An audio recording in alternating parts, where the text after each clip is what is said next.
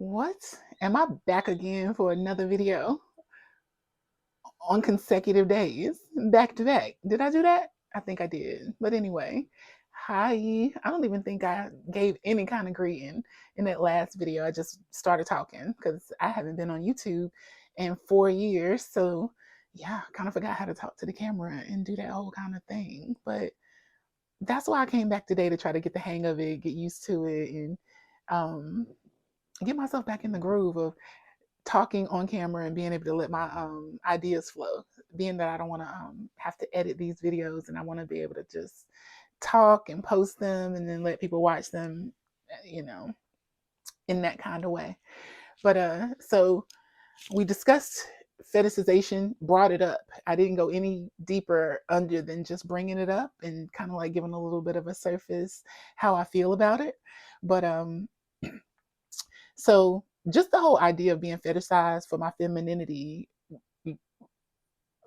came from, me meeting a lot of guys that might identify themselves as pansexual or bisexual or gynosexual or any of these terms that they don't want to, be gay or anything like that. They say they like women, but usually they'll say they like femininity. And that just usually just drummed up to somebody that's wearing makeup, panties, and quote unquote acting like a girl. And that usually does not have anything to do with anything about like confident, proud, actual womanhood, things they would attribute to their mothers.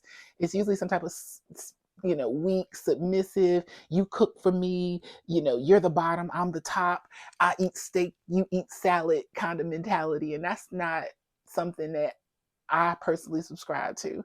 I'm not trans because I subscribe to some weird idea about sex. I'm not a transvestite. Again, if you don't know who I am Gabrielle Love. I've been doing sex work for over 20 years. I am grown as hell. I've been trans since I was 12 years old. I am 43 now. In this year, I will be turning 44 this year, along with Beyonce and Kelly Rowland and a lot of other fabulous grown women. So, I didn't just transition yesterday. So this is not something where I was like some grown gay man and decided that I wanted to dress up like a girl so I could attract straight men. That is for the gay guys to get on Grindr and have girl profiles, and then they can be girls for guys who just want a dude in a wig because they basically closeted gay or closeted bisexuals, or and they want boys to dress up like girls so they can feel straight, and they don't want to have to really like confront their own identity of like who they are, what they might be into, or what they might be doing. I, it's such a weird concept. It's such a weird thing to be a part of, actually. Had to check my mic, make sure. Can y'all hear me? I hope y'all can hear me. But it's such a weird thing to be a part of, especially when you didn't subscribe, you didn't consent. It's like non-consensual fetishization. Now, as I sit here before you, I am in high drag and feeling all my feminine energy on my own because I want to.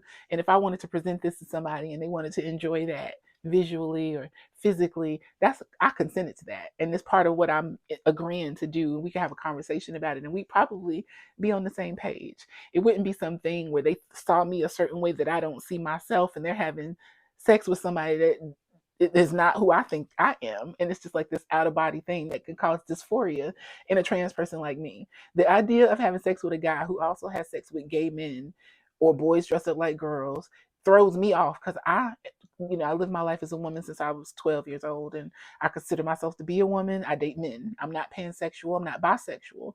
So this conversation is not for those particular people and what they might be into.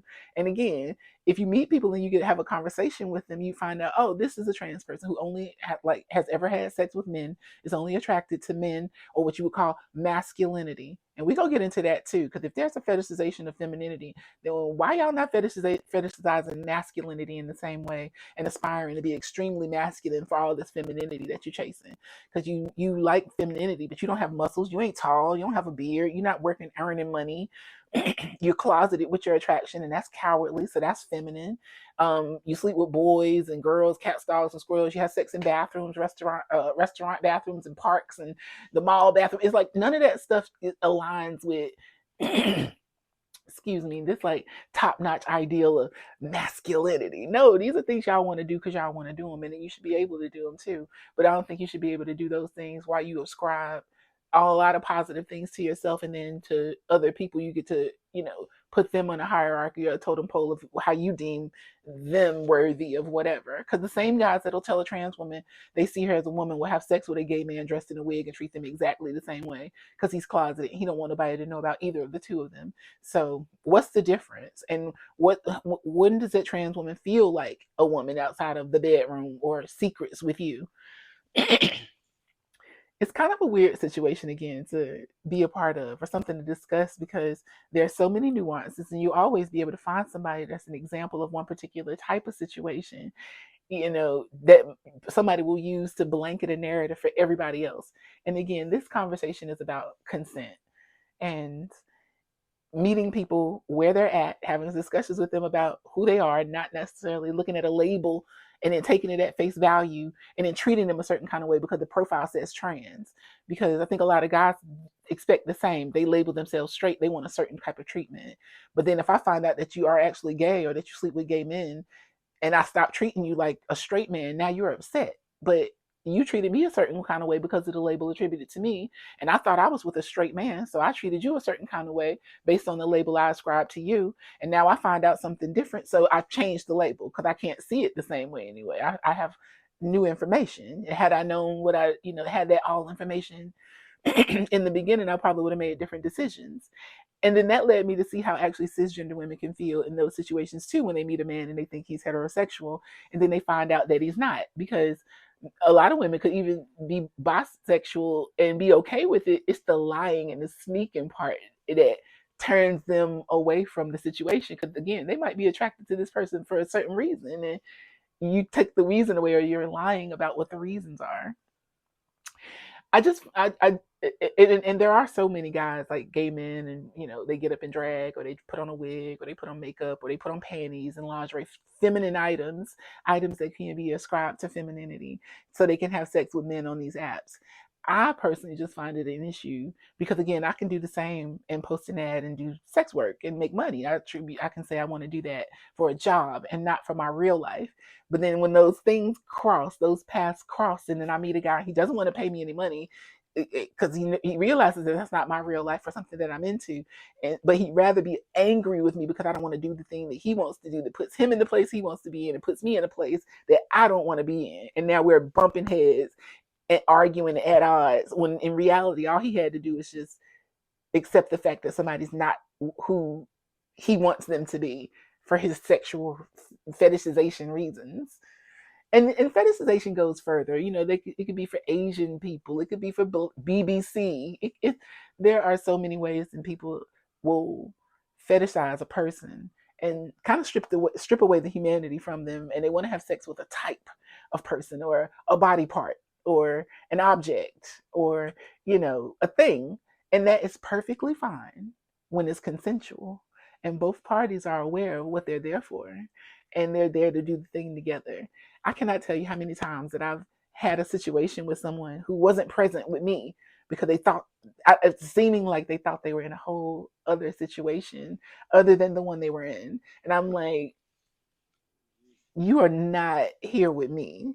I don't know where you are, but I'm here in this moment, and you are watching a video or going through your mind in some video that you saw somewhere else on another site, or something that is, I don't know. I just feel like a lot of these things could be handled way more maturely with a lot more thought, and rather than just people, especially men.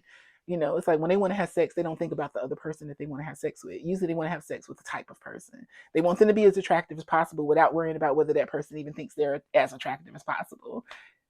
The number of times I've met somebody who had on a messy outfit, didn't smell like cologne, didn't present themselves in the most masculine way to match the femininity that I brought to the table.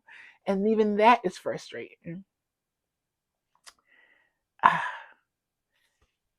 what I really want is just for, I wish, and this is easier said than done. This is not going to happen because I said this in a video. I'm just expressing my grievances because rather than bombard my friends with these conversations all the time, I would much rather, get this stream of consciousness out to people who might need to hear this information because they've never had a conversation with a trans person. They've had sex with a million trans people, you know, never had a conversation with one.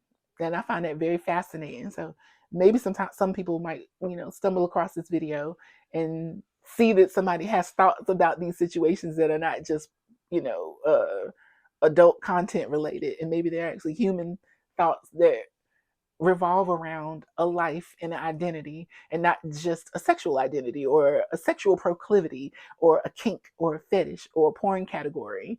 And again, some people live their lives in that way, but don't get mad when you meet somebody who actually has a real life, but then also is able to separate their real life from their sexual proclivity or their sexual category or type. And they're able to, enjoy themselves in this way, make a living and live a life in this way, and everything is not just this mishmash of secret and shame and debauchery and or deviancy rather. So I'm going to try to make another video, maybe tomorrow. Who knows? We shall see. But I kind of just wanted to get on here because I look cute today and I wanted it to be shown. And I also didn't go really too deep into the situation about fetishization. Yesterday, it comes up when I'm meeting people because again, I've been doing research since August 2024. I've been on every dating app there is as a trans person openly, and just having so many different discussions with different guys, different types of guys, different ages, different races, heights, weights, backgrounds, and financial backgrounds. And it's just fascinating how none of them seem to have first of all, an openness where they're openly trans attracted and could even have a conversation with their friends and family about it, unless they're older and less attractive. None of the younger guys who consider themselves attractive to men and women are open with that with trans women and proud of the trans attraction the same way they are if they were a gay man and proud of men, or if they were uh playing a straight role and would want to marry a cisgender woman or show off a cisgender woman in that kind of way. um and every time I'm on an app and I meet a guy, they all say that they've had a transgender ex-girlfriend. They always were together for 2 years. It's always 2 years. It always ended because she moved away. Um, it's always like it's like that thing where you like in high school and you got a friend and he said he had sex with a girl, or he has a girlfriend and she lives in another state, or it's never a girl that he can prove or show. um and these guys have never, like, you've been in relationships with trans girls, but you never celebrated her publicly. You never celebrated her birthday publicly, a Christmas, a Valentine's Day, where you post pictures of her and show her off in a way where you could even show somebody else, like, yeah, this is my life, the way anybody else could, the way I could. um some of this stuff is just very frustrating because again, people will try to piss on my forehead and tell me it's raining as if I don't know what's what. And that's another conversation too with the gaslighting. That's another conversation for another day. um I'm gonna wrap this one up because I got other stuff I want to do and I look cute and I have other content I need to make, in this outfit. But I did want to come and show you too. And yeah. So I guess I will make another video, hopefully tomorrow. Who knows? We shall see. But until then, bye.